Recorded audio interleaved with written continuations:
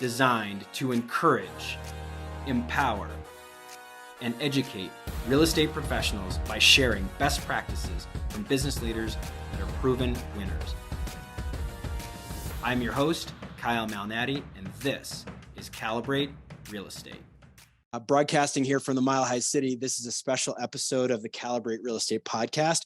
Before I introduce our guest expert here today, we are going to just do a quick little recap of what has gone on in the Denver apartment market. And I just want to say, of course, this podcast would not be possible without a lot of the people that are featured here on the screen. We've got a lot of clients, multifamily owners and partners that have been integral to the growth of Calibrate Real Estate since I started the company almost 7 years ago, 6.5 years ago in 2016. I know it's hard for me to believe that this startup that I dreamed about is actually going to be turning 7 in November. I'm standing in a new office that we moved into in January. Several of you have actually visited us in person. Thank you for doing that. And we'd love to have many more of you. We actually have Carol Quinn joining us from our offices. And so thank you so much for joining us, Carol, in our offices. We were proud to represent nearly 80 transactions this past year. At our core, our mission at Calibrate Real Estate is we exist to help people grow generational wealth through real estate. And I'm proud to say that for 2 years in a row, the Denver Business Journal has recognized Calibrate Real Estate as a top 20 commercial real estate brokerage company. That's not an easy feat to do. They don't just give that to everybody. What I will say is that we're very proud of working with boutique brokerage transactions, and we're very proud to be working with mom and pop real estate owners. And I will say that Keith has shared that there's not a lot of multifamily brokerage houses that do this type of event. He said that there are very few apartment folks that actually have Keith present to them. And so this is a special opportunity for Keith to present to folks like yourselves. So thank you for joining me today. When I started in the apartment industry, it was 2004. And the average price per unit was $58,000 and change. Fast forward a couple of years, it bumped up to $64,000 per unit from 2005 to 2009. And, that was kind of the way that real estate brokerage was transacted. I know that some of you have been in the apartment industry longer than that. But fast forward to prior to COVID-19, we started hitting some record prices of $200,000 per unit.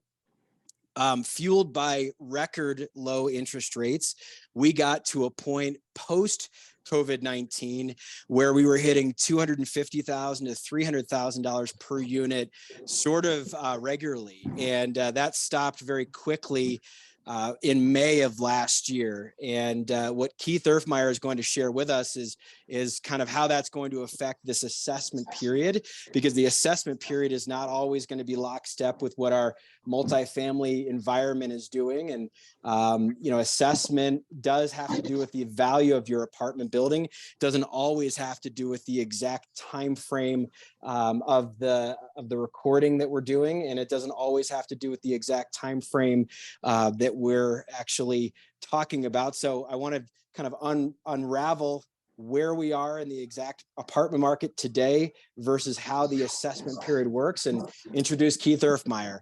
Keith has devoted his entire professional career to the City and County of Denver's Assessor's Office, actually starting at the very beginning as an intern in 1994, then progressing to a senior level appraiser, and then getting a certified general appraiser license.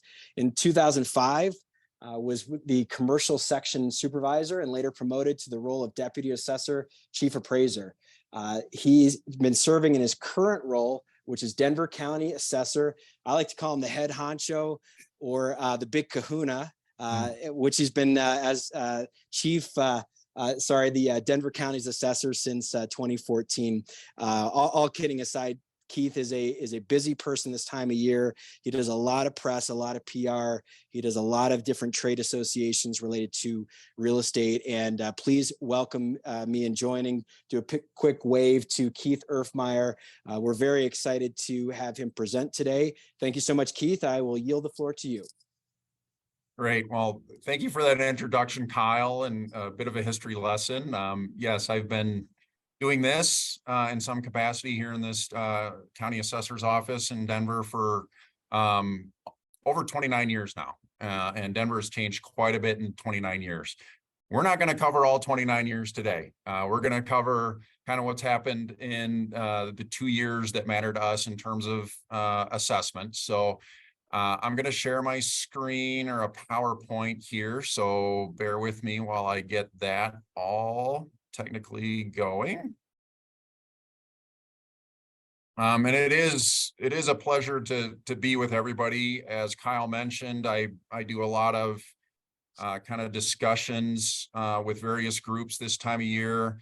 I know I've done this with the apartment group for off and on now for probably 8 years or so, and it's a unique experience being with all of you that are. It's a different environment, different group than homeowners and their perspective on their homes, their condos, their townhomes, things like that.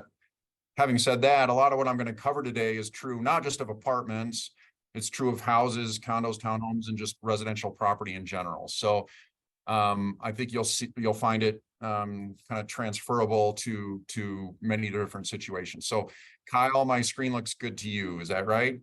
Yeah, your screen looks great to me. And just a quick reminder, as Keith starts his presentation, we'll hold all questions till the end, and we'll try to keep the questions so that they relate to the whole group and nothing but the whole group. Okay. Yeah. And we'll keep those till the end. Okay. First of all, just kind of where are we at in the property tax cycle, if you will. You'll see to the left of your screen, the property valuation piece of this is what we're going to be talking largely about today. Assessors around the state do this every 2 years in the spring.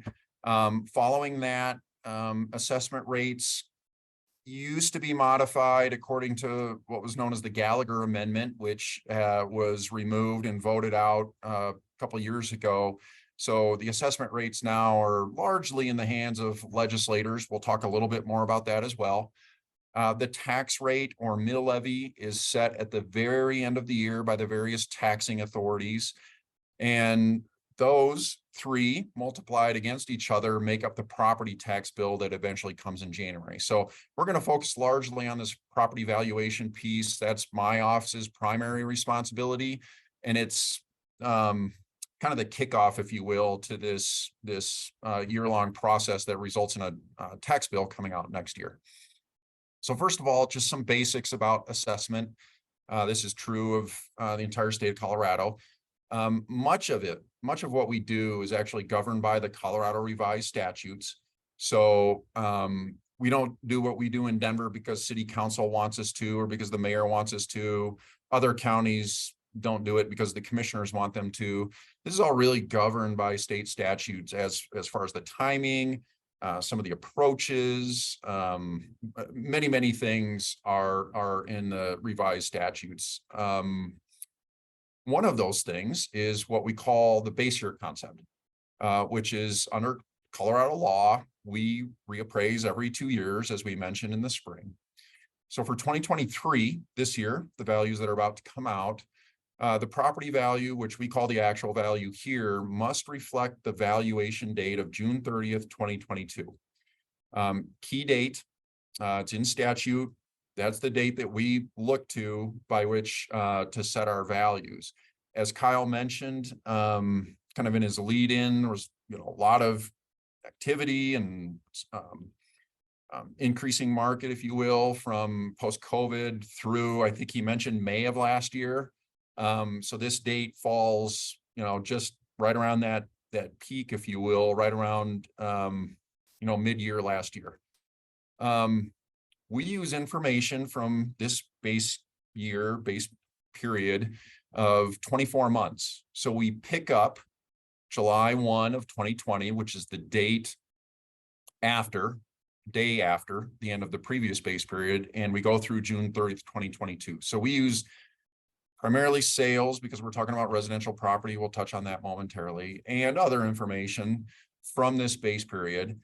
Technically in statute, the base period is 18 months, but we use the preceding 6 months to make it 24 months to eliminate any kind of gap in our analysis. So all of the information that we're taking to arrive at our assessments, whether it's apartment property or residential property, commercial property, anything is taken from that 2-year period.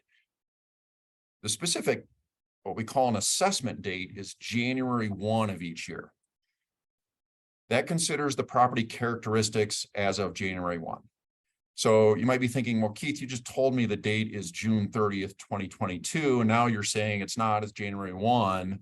So two different concepts here. One, the June 30th date is the state of the market. What would property be worth as of that date? The January 1 date says, considering the characteristics that are present as of January 1 and reflecting those back to June 30th, 2022, what would the property be worth? The best example that I can give probably is property that's experiencing new construction.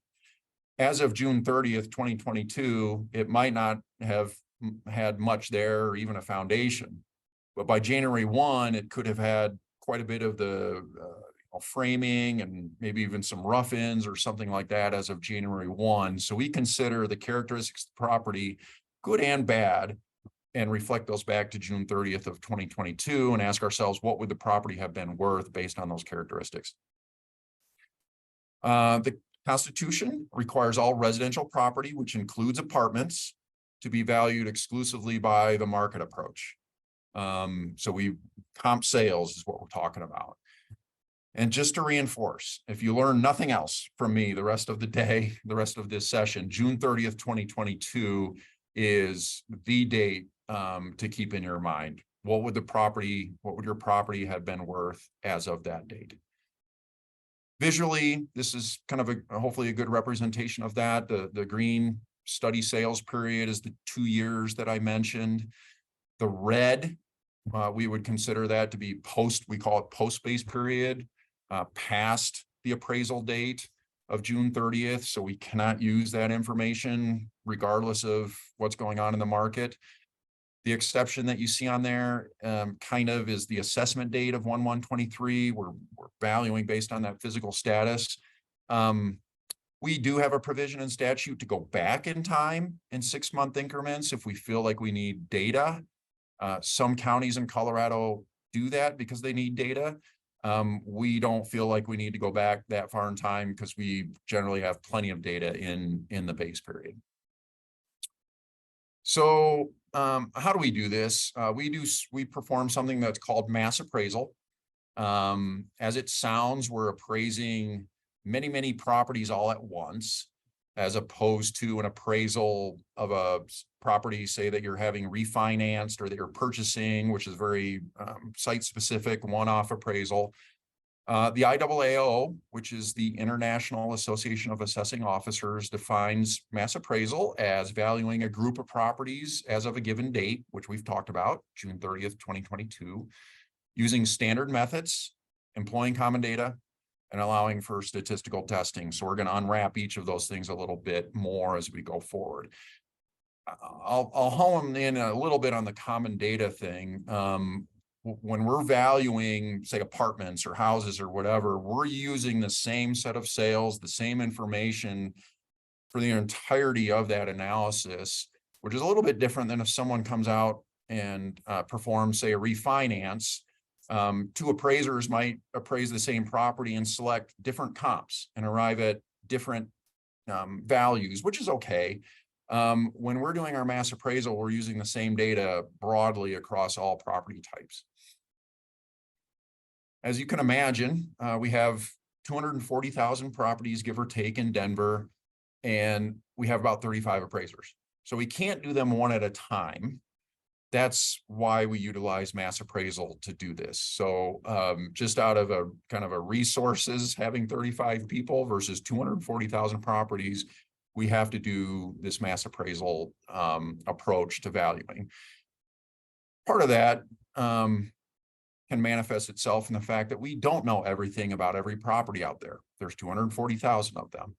So we look at this as kind of a collaborative process with a property owner, and we'll get to that later as well about appealing property, things like that. We value being informed on things that we don't know about. That helps us get more accurate values. It helps us maintain more accurate values downstream. So mass appraisal is what we do in order to arrive at this. The first step in that process of mass appraisal is we need to verify property transactions. My appraisal staff spends an incredible amount of time and energy to consider all the property transactions that happen in Denver over this 2-year period. And if you're wondering, there's about 40,000 transactions that occur every 2 years. And they're looking at it through 2 lenses. Number one is whether or not that transaction meets what's known as arm's length criteria, willing buyer, willing seller, not under duress. Most residential transactions are that way. Many, if not most, apartment transactions certainly fit that criteria, but on occasion, we'll have family members involved selling to other family members, or business partners involved, or people that are purchasing or selling under kind of unusual circumstances that can influence the price. So we try to weed out those that we would consider not to be arm's length transactions. And then secondarily, we're looking at the property characteristics of the property in the state that it was sold to ensure that our database matches that. Everything from things that you see here, square footage, whether or not the property was remodeled. For residential properties in particular, was the basement finished? So whether it's apartments, houses, commercial property, we want to capture what was sold in our database. So we review to ensure that that those characteristics are accurate, because we're going to use those later to value all of Denver. So we want to make sure that they're accurate.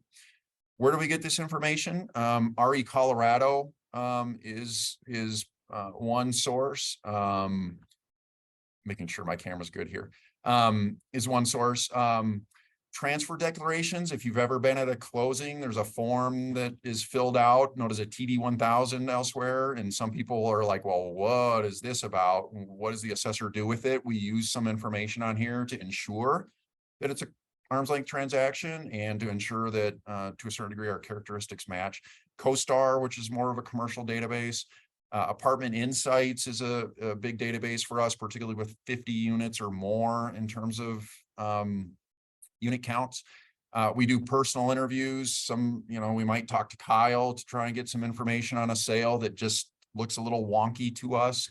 We send out letters. If you guys have purchased, any of you have purchased property, you might very well have gotten what we call a sales verification letter from us, trying to ensure that the characteristics are correct. And then we've got a lot of historical information on many properties. So how many sales or what does this look like in Denver? I'm just moving some stuff out of my screen. This is just the sales. We run 3 apartment models in Denver. We're going to talk about that a little bit more lately, but what did the volume look like throughout this 24-month period? So you can kind of see in the months that followed COVID all the way through 2020 and even kind of into the spring of 2021, it remained pretty constant. But particularly for our 2 to 4 unit model, as well as our 5+ unit model, which we call models 1 and 2 respectively, the volume really kind of picked up in the summer of 2021, all the way through the end of our base period. Not only did the volume pick up, but so did the prices, which Kyle alluded to, and we're going to unpack a little bit more. So from a sales count standpoint, this gives you kind of an idea how many sales occurred in Denver County during that 2-year period for those respective models. So with all of this, if we're going to do mass appraisal, we need to build what we call models. I'll use Zillow as an example. Zillow somehow builds models that arrives at estimated property values. I think they call it a Zestimate or something like that in their proprietary software. I don't know exactly how they do it, but I'm going to tell you how Denver does it. So we build valuation models in order to accomplish this endeavor. And really they're models that we're building to try and mirror what's really going on in the market. What are buyers and sellers doing? What are they paying for and why, and what's adding value and what isn't adding value in the market? We use both quantitative and qualitative characteristics to do this. Qualitative being square footage, number of baths, bedrooms, basement area, average unit size, whether or not it's row type, hall type of an apartment, for example. We also use qualitative characteristics. What's the grade of the property based on its amenities? Obsolescence is kind of a fancy appraisal term that we use, where it might have negative factors relative to condition or the functional utility of the property, or even external obsolescence that might influence how much one could charge in rent if it's on a busy street, things like that. So we're trying to get all these characteristics correct at our point of sales verification to build these models. So how do we do that? It's kind of a 4-step process. First of all, we stratify properties into homogeneous groups. If we have too much heterogeneity within what we're modeling, the model really struggles with that. For example, if I tried to model all the houses in Denver together, it would just be a mess. It would be almost impossible. So we break it into the different, we have different models that you can see here. We've got 34 single family, 9 townhome, 12 condo, and maybe more important to this discussion, 3 apartment models. So the first is we want to stratify everything into kind of groups that are at least as homogeneous as we can. I'll also say that we try not to stratify it too much, because you need enough sales to build a model to make it work. If you cut it, it's like deli meat. If you cut it too thin, it's not going to hold together very well. So we're looking for just the right balance there. Second step in modeling, we time trend everything. We're going to talk about that. How do we trend all these sales to get them to June 30th of 2022?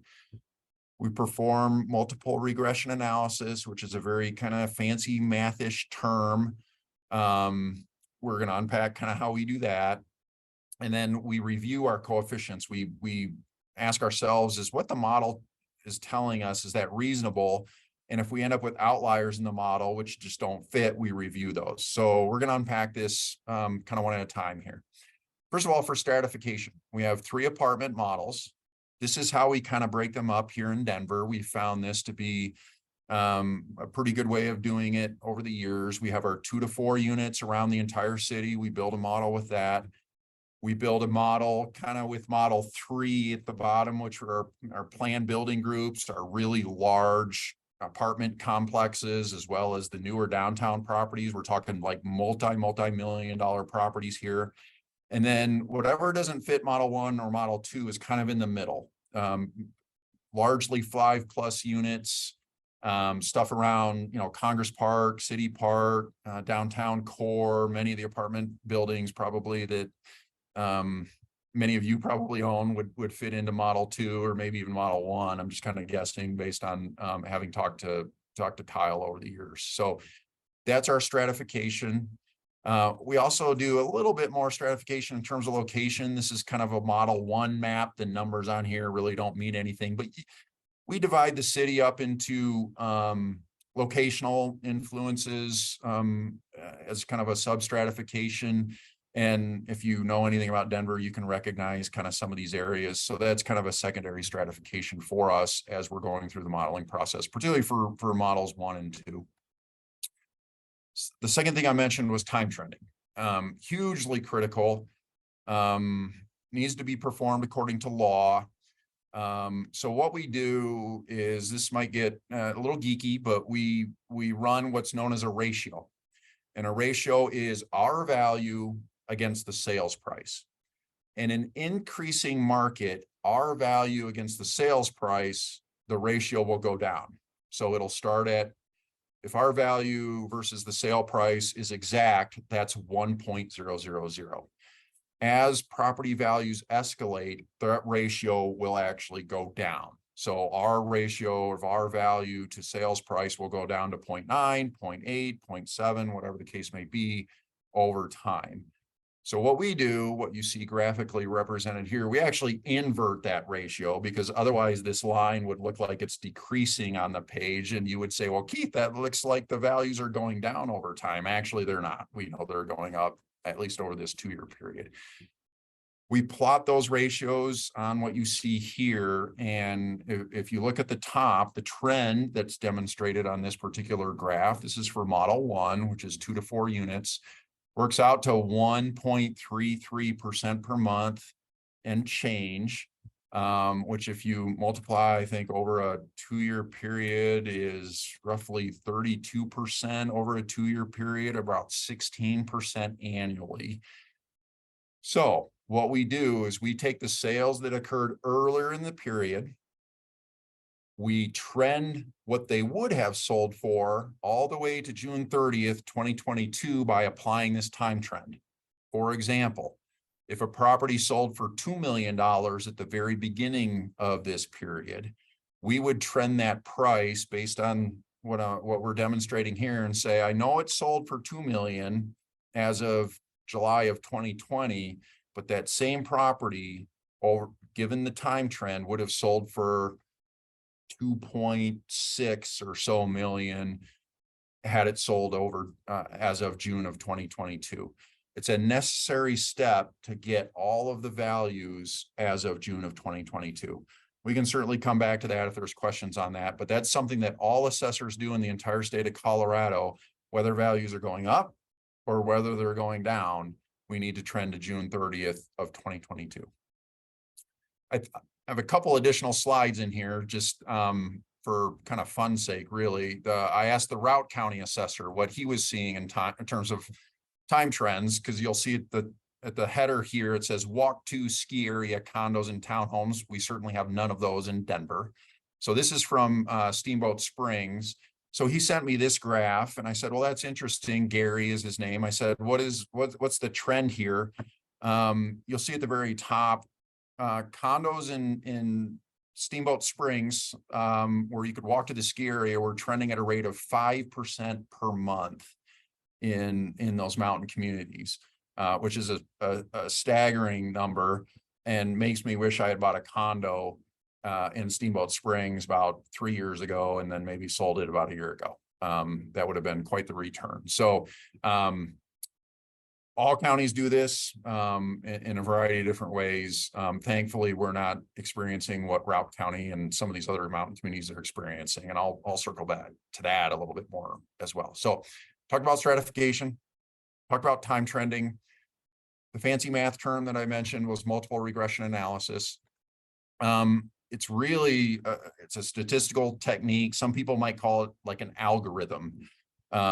It's kind of how Zillow and I think Redfin might even do some of this too, this proprietary value estimation tool that they use where they dump data in to try and solve for a variable, in this case, market value, from the known value of other variables. And that known value of other variables is something we call coefficients. So what we do, I'll use houses as an example. So let's say we dump all of the sales from house sales from Wash Park into our Wash Park model. And there's maybe 300, 400, 500 of them with various characteristics. When they were built, how big they are, how many bedrooms they are, garages, basements, finished basements, whether they're A grade, B grade, if they've got a remodeled kitchen, so on and so forth. We dump all this information in. We know what those properties sold for based on the characteristics. And what multiple regression analysis does is it says, based on all that information, based on how much those properties sold for, it will try to solve for each of those characteristics. How much is each square foot worth? How much is each square foot of garage area worth? What if it's basement area? What if it's finished basement area? What if it's an A grade property? What if it's a B grade property? So on and so forth for all, and I'll show an example here of all the different characteristics. So it's trying to develop the best fit to solve with the least amount of error based on all of the data and information that's put in. If we end up with coefficients that just aren't logical, which happens from time to time. We can constrain those and say, yeah, you can't be above this or you can't be below that, which forces the model to push that value elsewhere within the model. And the last thing we do is, as we do this, we review all of the outliers that aren't fitting the model very well. Sometimes we'll find out that we didn't verify that sale quite right. Sometimes it's just a very unique property that doesn't fit the model very well. And we do this over and over and over again until we think we've got the best result possible. This is a bit of an eye chart. I'm not going to go through it specifically by any stretch of the imagination, but this is actually from Wash Park. It's a residential model. And you'll see on the left-hand side, there's 48 different characteristics that are, property characteristics or potential coefficients listed. Everything from, you'll see the second line down, H bath is half bath. And the fourth line down is basement square footage. And the sixth one down is attic area. The eighth one down is attached frame garage. So we do this same, and I won't go through all these, you'll lose your mind. But we do this same thing with models 1, models 2, and model 3 for apartments, as well as with residential property. We're trying to let the model tell us, based on all the information, based on the sales verification, where is value and maybe where isn't value in the model. Now, Keith, I will interrupt this to Yep. share that when we meet with you, the group that's on this webinar, but then also other people as they may be listening to the podcast later, one of the most important things that I have found that may break the multiple regression analysis, that give a legitimate reason to file a protest, is something that could cause a problem in the neighborhood group or the neighborhood cluster. Oftentimes I find that when we bring the comp sheet up, which will happen here in a little bit, if there's a problem with the neighborhood group or the neighborhood cluster, oftentimes that may cause some issues with the comp set that we get. So that is one of the things to zero in on first and foremost, and then we'll go into bedroom bathroom count and some ways of verifying and making sure your comp set. I know I'm skipping ahead a little bit, but it is important to verify your data and make sure your property is listed correctly. Yes. Yep. And that kind of goes back to the collaborative process that I mentioned earlier, which is, we can and do make mistakes. The good news is we're using all this data to value everybody. So the translation is, if you own a property and there's one across the street that's identical to it in every way, they should be valued similarly, which doesn't always, they should be valued identically, which doesn't always happen in the world of fee appraisal. So that's a good thing, but it is dependent on the information being correct for one property, the other property, or all properties. So in order to ensure that we're doing this accurately, we test our models. We're actually audited every year by the State Board of Equalization for Colorado hires an independent auditor that audits what we do and does a bunch of statistical testing. And there's two main ways that they test us statistically. One is known as the median sales ratio, which I mentioned earlier. The sales ratio is our value versus the sale price, or in this case, the time adjusted sale price. So we're looking at a median ratio, which is as it sounds. If we're looking at a group of 100 sales, the median ratio is the one right in the middle of that. So there's a statistical measure that we have to comply with. And then coefficient of dispersion is a kind of a fancy math term. The best way I could describe that, it's a bit of an error rate. So we need to be within a certain error rate on that. This is the results, just to give a little quick. This is, models. We talked about these 3 models, and the count on here shows how many sales were introduced into our model. So we got 165 2 to 4 units, 113 5+. And then our campus style, there were not 42 sales in Denver, but we go out and we verify sales from out of our county and put them in our database to help run that model 3, because it's a very difficult model when you're talking about values that are in, the tens of millions of dollars. So you'll see on here the median ratio, which we're trying to hit 100, is very close to 100.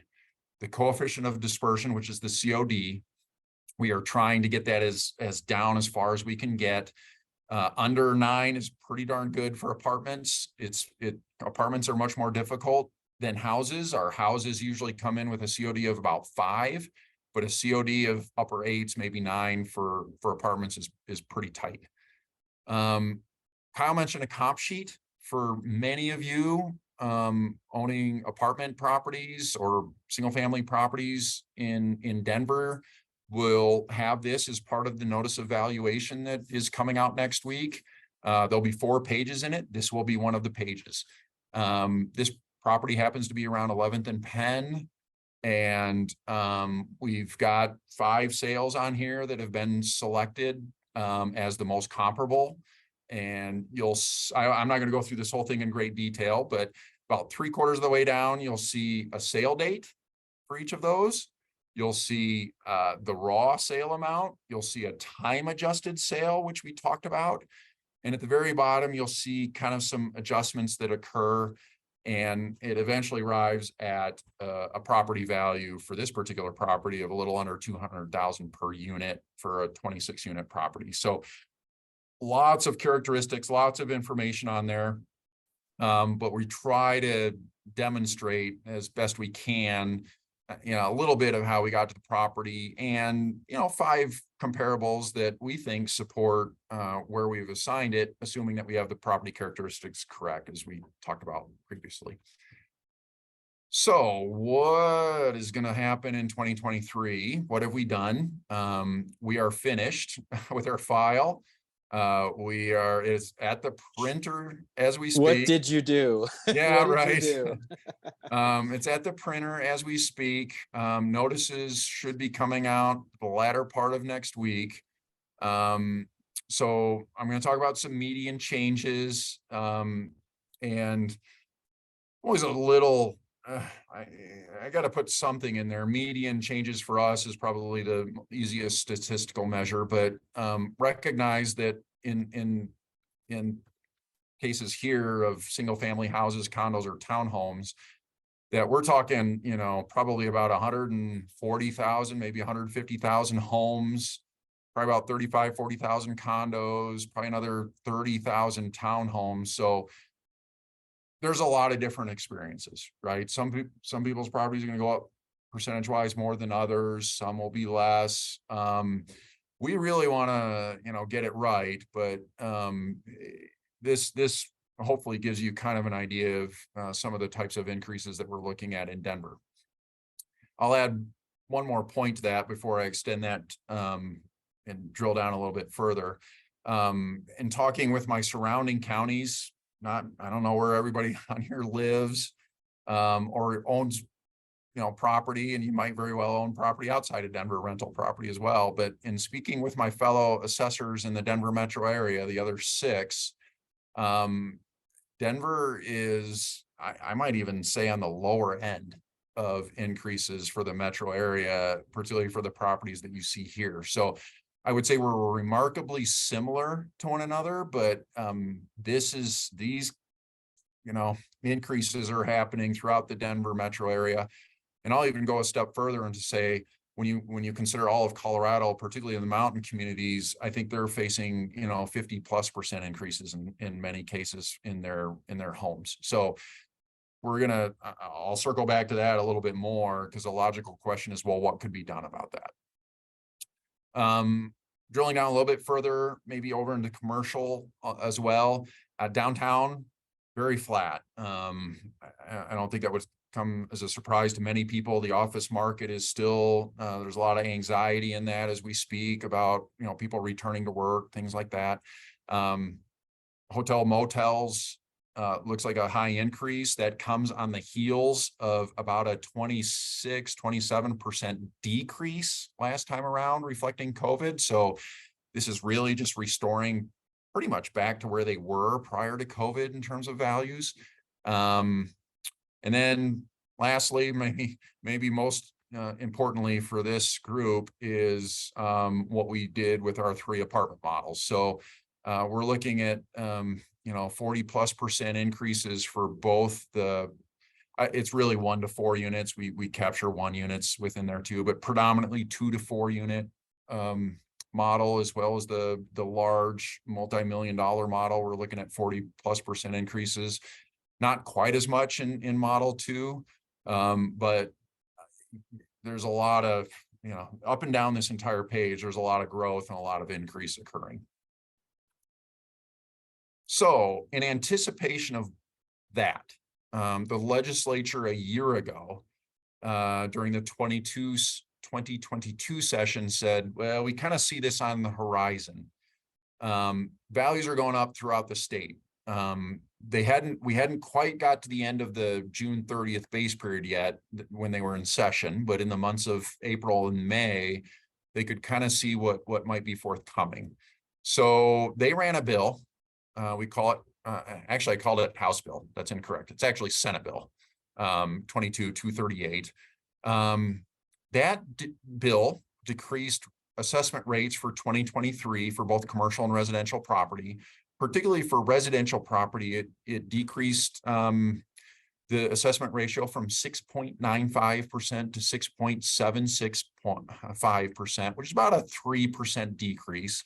I'm going to show a math example here in a minute, which kind of demonstrates the effect of this. They also did something that had never been done in Colorado's history, which was they established a value adjustment for most real property types. And for residential, that's a $15,000 haircut off the value. So whatever value my office produces in terms of residential value, the first step would be to reduce that by 15,000 and then apply against this ratio. So I'll show that in a minute here as well. Well, that got some of the local government taxing authorities a little anxious. They could see this coming as well, and we're thinking, boy, we've been, kind of sliding by on restricted budgets here for a while, and now it looks like we're gonna really kind of get on top of things with some increased property tax revenue. So they didn't like the fact that the assessment rate would be decreased, and they didn't like the fact that the 15,000 would be given. So they said, well, fine, if you want to do this and give taxpayers a break, can you at least make us whole? And the General Assembly said, yeah, we can do that. We'll backfill you. So they used part of the Tabor surplus to fund backfilling local governments' lost property tax revenue. So we can come back to that if there's more questions as well. Interestingly, based on this bill, 2023 and 2024 are not the same, which causes me a lot of headaches, and something that might need to be addressed in the future. So, 1 second. Okay, so here's an example, as promised. So let's say a house was valued at $469,000 in 2022. That house grew to a value of $631,800 in 2023, roughly 35% increase. How taxes would work, the first step for 2023 would be to subtract the $15,000, arriving at $616,800. Then we would multiply by the assessment ratios. It was 6.95%. It is now 6.65%, which results in what we call the assessed value. That's multiplied against the mill levy. So a big caveat here is that I don't know the mill levy yet for 2023, and I won't know that until December. But if I were to assume the same mill levy as 2022, which it won't be, that means that your taxes on this house would go to roughly 2,600, from roughly 2,600 to roughly 3,300, an increase of roughly 28%. So this is partly meant to demonstrate how this is calculated. This is also partly meant to demonstrate that the effect of the $15,000 reduction and of the assessment rate reduction was meant to soften the effect of the anticipated increases. Got another example. This is a residential fictitious apartment building that would go from $2 million to $2.8 million in value. So I put on a 40% increase. The $15,000 reduction is not per unit. The $15,000 reduction is per property. There's a little bit of debate on that, and they decided to keep it at $15,000 per property. So translation is the lower value your residential property, the bigger effect this $15,000 reduction is. If you own a $50 million property, knocking off 15,000 is not going to make much of a difference. Regardless, the assessment ratio would be reduced to the 6.765%. Again, multiplying by the same mill levy as exists in 2022 results in the taxes that you see there on the bottom, going from roughly 11,000 to nearly 15,000. Again, softening the increase.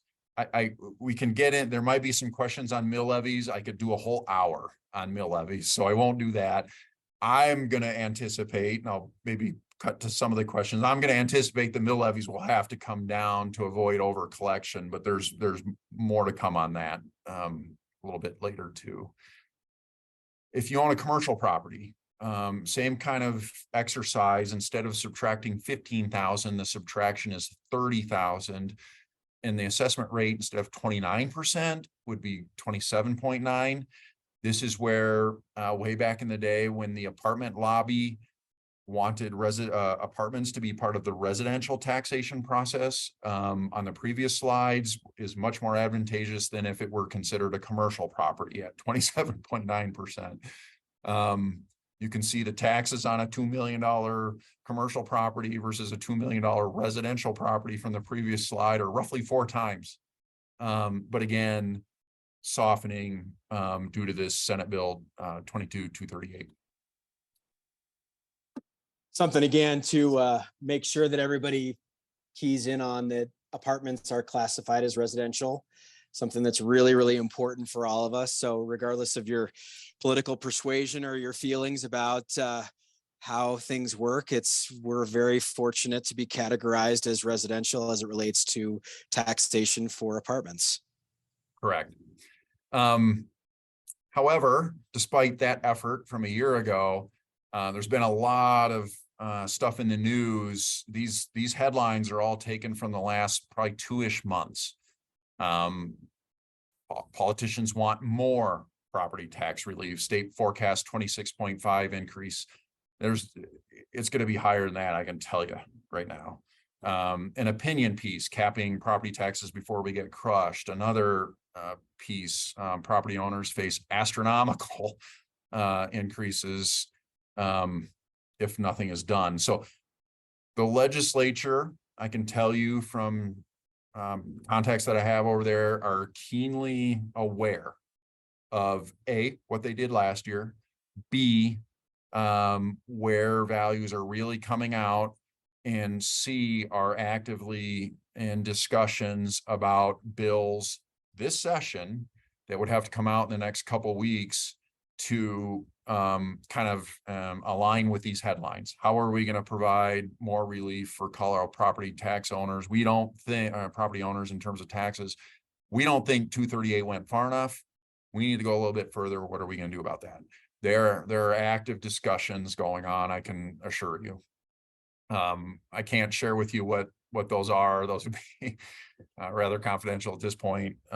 But I think in the coming days, you'll hear within a week, I think you'll hear much more about that. Appeals. We've alluded to appeals a little bit. The top line on here, I'm not going to go through again. We've talked about those dates and the base period and the date of value and all those kind of things. I'll draw your attention to the bottom line. And particularly in the bottom far left, May 1 of this year, about 2 weeks away, is our deadline to send out notices.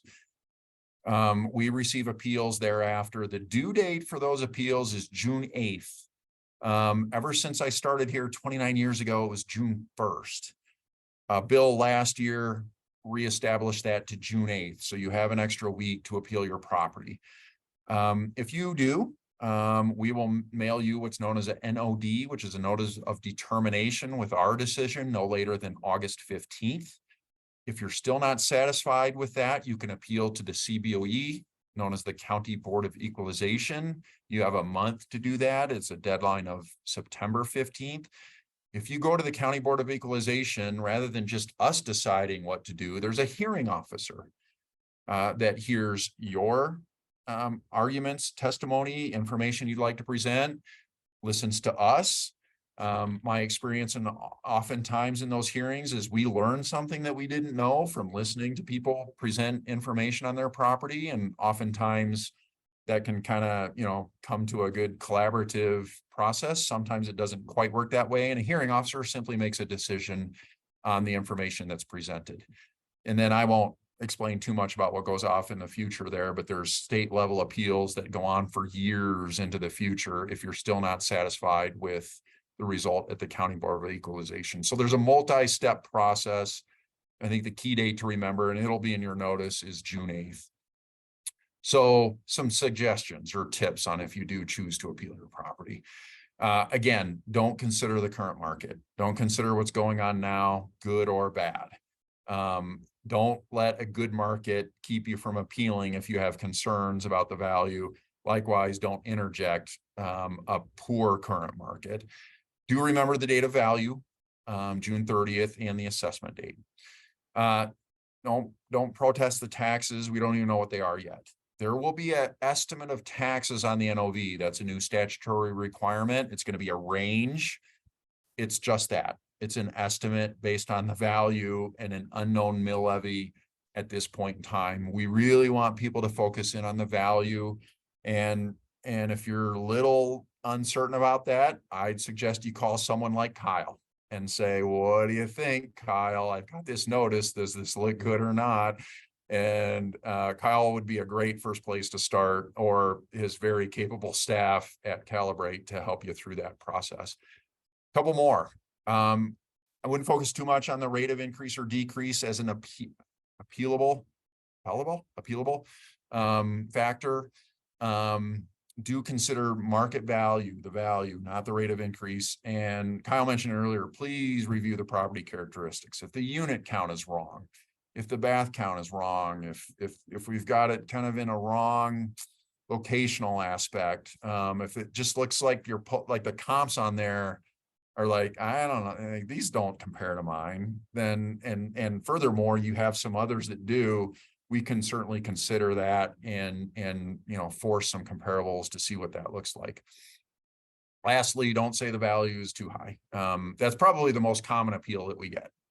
Value's too high, or the taxes are too high. We really want some evidence, photos, descriptions. Your properties way better than we do. Tell us why you have a reaction to the NOV and there's a number on there and you think, yeah, I couldn't sell this as of June 30th, 2022 for this amount. Help us understand why. And there's a number of different things that could go into that, but that's really what we're looking for. Quick side, we once had this goes back a number of years, someone had a house that had purple shag carpeting in the basement. They cut a piece of it out, put it in a Ziploc bag, stapled it to the appeal, and sent it to us. That might be overkill, but it is an example of the lengths at which people have gone to try and demonstrate to us their properties over assessed. That's all I have. I was trying to get through it in a timely basis there at the end, Kyle. Hopefully I wrapped it up in time, but I'll turn it back over to you. Thank you, Keith. As we wrap up this time together, I want to say thanks again, Keith, for being here for all of my clients, friends, etc. Want to remind everybody that's tuned in that we have a window of time here before May 1st that you can get in touch with us. We have until June 8th now. And even though you may not have that piece of paper in your mailbox, I have the data. It's not a surprise as to what sold between July 1st, 2020 and June 30th, 2022. That's already information that I know and have. So if you have questions as to what might be comparable, even though I don't know exactly what's going to be on your comp sheet, we can start having that conversation now. Holding in my hands is a very heavy set of data for years past of client protests that I've done. And the calls always tend to stack right around Memorial Day. I got married May 28th, 2005. And I'll tell you, I always take a vacation right around my wedding anniversary. And I'll tell you that right around Memorial Day, I'm not going to be in Denver. So if you need my services, please contact me before the end of May, or get in touch in early June. But I will say the stakes are high this year. And it's interesting. I review my notes every 2 years. And I say that every 2 years, more than ever, we're going to want to ensure that your new values are accurately reflected and that the correct comps were used. And I started charging for this a number of years ago, not because it's a huge moneymaker, but just because something happens when you start to charge for that. Keith doesn't necessarily endorse me particularly. There's a lot of services out there. He just does this as a favor. He has to do a number of different press and PR this time of year, but people treat this process differently when they're paying a fee for it. And what I will say this time around, if you don't receive an increase in value, we're just not having a conversation about a protest. There will be a limit to the amount of files that we're going to do, just because the volume of files, really, it's sort of like an accountant in, we all kind of went through this here, tax season. It's like an accountant on the 14th, 15th, 16th of April. They're just going gangbusters. And we know that this time is coming. And if you have any questions about your new values, we're here to help. The folks at Calibrate Real Estate, it's not just me. We've got several other agents. There are 12 of us here at Calibrate Real Estate now, and we're so excited to help you out. We've had some great things happening over the past year. We've set some records here for ourselves. Several transactions over $6 million in the last year. We're very thankful of all of our clients that have helped us get there. Keith, thank you for your time and energy. Thank you, everybody, for tuning in. This is a wrap to our Calibrate Real Estate podcast. Thanks, everybody, for joining us. As I love to say, we'll see you around the neighborhood. Thanks, everybody.